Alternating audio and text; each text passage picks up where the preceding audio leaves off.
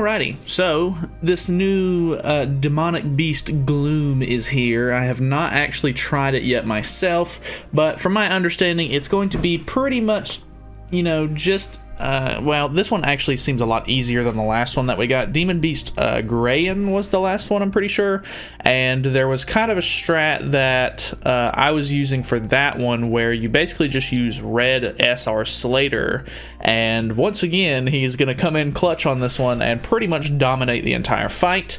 The only things that you really have to worry about are he has this skill which can prevent your ultimate move gauge orb from filling. He uses it every 2 turns. It's not that big a deal as long as you can disable his debuff cards with Slater.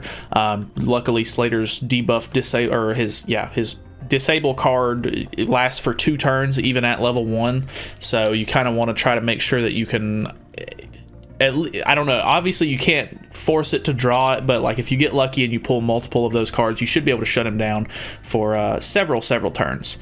He's also going to use this every 2 turns, which actually adds evade, so that's going to be kind of a problem if he ends up getting this off. If I'm not mistaken, I will double check before we go in, but I'm pretty sure Slater's disable card actually disables stance cards as well, so he can't use that pretty much either. In the first phase, there's really not a whole lot else that he does that's really crazy. He can't be stunned or petrified. If he uses his stance card, he actually gets rid of debuffs, and he gains debuff immunity for 2 turns, so that one is kind of an issue if you don't end up getting the Slater card off, but because you are guaranteed to draw one at the very beginning, and it's going to cover turn 2 for him anyway, you should be fine on that one.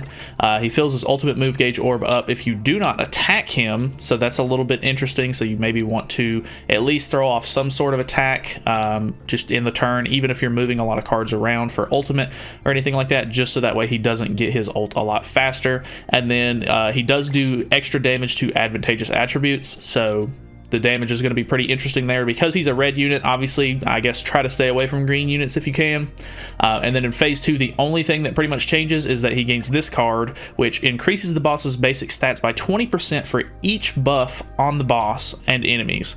So you want to make sure that you're not using characters like Derriere, you're not using like level 3 Invasion Arrow to give you, you know, basic stat bonuses or anything like that. You don't want buffs in the second phase, or else it's just going to make him tankier and he's going to hit harder. So if you have the one Escanor, obviously he's fantastic for the fight. He's just going to help burst the Gloom demon down a lot faster. Sariel is also a really good candidate. I'm just using both of them for complete overkill, I guess, just to kind of make sure that I can get through this a lot faster, because if I'm not mistaken, you can pretty much beat this within like 3 or 4 turns if you do it right. Obviously Red Slater is going to be the man, the myth, the legend on this one. Let's make sure that he disables stance cards really quick with this.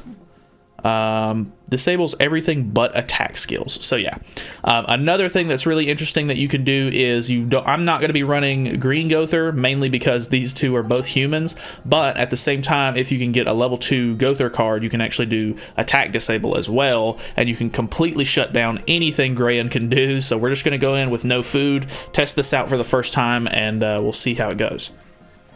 Obviously, if you don't have the one Escanor and you don't have Sariel, maybe, all you really have to do is make sure that you bring in characters that you have a decently high ult level on, and it might dictate a lot of RNG on you trying to make sure that you can get these disable cards off with Slater, but as long as you can kind of keep those up, and just kind of build up your ultimates in the first phase, you should be able to burst them down as soon as you get to the second phase, which shouldn't be too much of an issue. So let's go ahead and hop into this. We're going to go ahead and throw off the disable card. I'm pretty sure you can see it. Escanor is pretty much just as tall as this guy is, which is hilarious to me. We're going to move some Escanor cards around a little bit so that way we can try to get his ult a little bit faster. And then we'll throw off one card to make sure that he doesn't gain 2 ultimate orbs. So we actually did really good on draws for Escanor here. You can see, as long as your gear is pretty up to par, like this is the hardest difficulty and he's not really doing a whole lot, so that's definitely a win for us.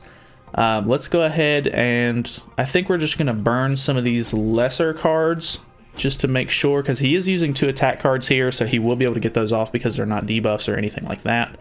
And then I think we are going to throw off this and maybe upgrade on Escanor as well, so that way we can really burst him down in the second phase. I don't even know if I'm going to kill right here.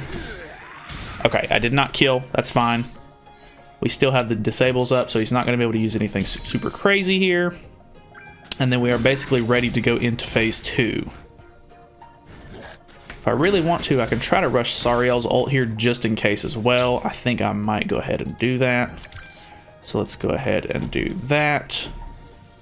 And then I'm pretty much going to guarantee that those kill. So yeah, Sariel does really good burst damage, of course. So we go into the second phase. We have good cards in hand. We have 2 ults. We have a gold card with Escanor. We have a silver card with Escanor. So I'm really not expecting any sort of resistance here. Obviously, in the second phase, look, I did not draw an extra debuff card from Slater, unfortunately. But if you do, make sure you throw that off on turn 1, so that way he doesn't use any of these debuff cards or anything like that. And you can kind of just shut him down as easy as you want to. Obviously, little RNG, but you know, it is what it is. So we're just going to throw off both ults and just go super hard, and we should kill him pretty quickly here. Okay, 1 card. I think my Sariel is only 2/6, so the fact that he crit on that and killed him just in 1 turn is very nice. So you can see pretty much how easy it is. It's honestly not too big of a deal. Like I said, if you don't have the 1 Escanor, if you don't have Sariel, bring in someone with a hard-hitting ult.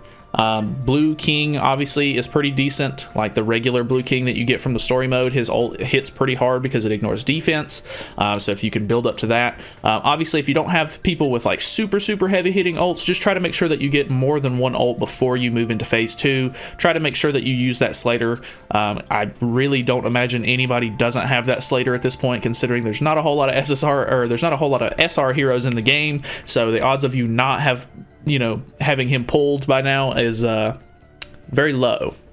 So even if, make sure that if you can't beat extreme, it's a little too hard, there's no shame in, going down and doing some of the lower difficulties. You do get less rewards, but I mean, it is what it is. You're still going to be able to get to the exchange shop and, buy all the cool stuff and stuff like that. So you should have 2 weeks to actually like go through this whole event. So I'm sure you'll have more than enough time to get through all of the like sort of, I'm sure you'll have enough time to get all of the materials that you need to clear out the exchange shop. There is this, so if you make sure that you're trying to do all 3 of your runs every day, so that way you fill up this gauge and get a lot of these free rewards. I can't remember who this is for, actually. So it's Meliodas. Oh, that's actually a really cool sword too, and it's Demon Meliodas. I like that one a lot. But yeah, there's some interesting rewards in this, so make sure that you're doing it every day just to make sure that you go ahead and get through it. This one is actually pretty straightforward, and it seems to be a lot easier than even Beast Grayan was, so yeah, it shouldn't be too much of an issue for most players. Anyway, that's pretty much it. Thank you guys so much for watching. Feel free to subscribe for more content in the future, and I will see you guys in the next video.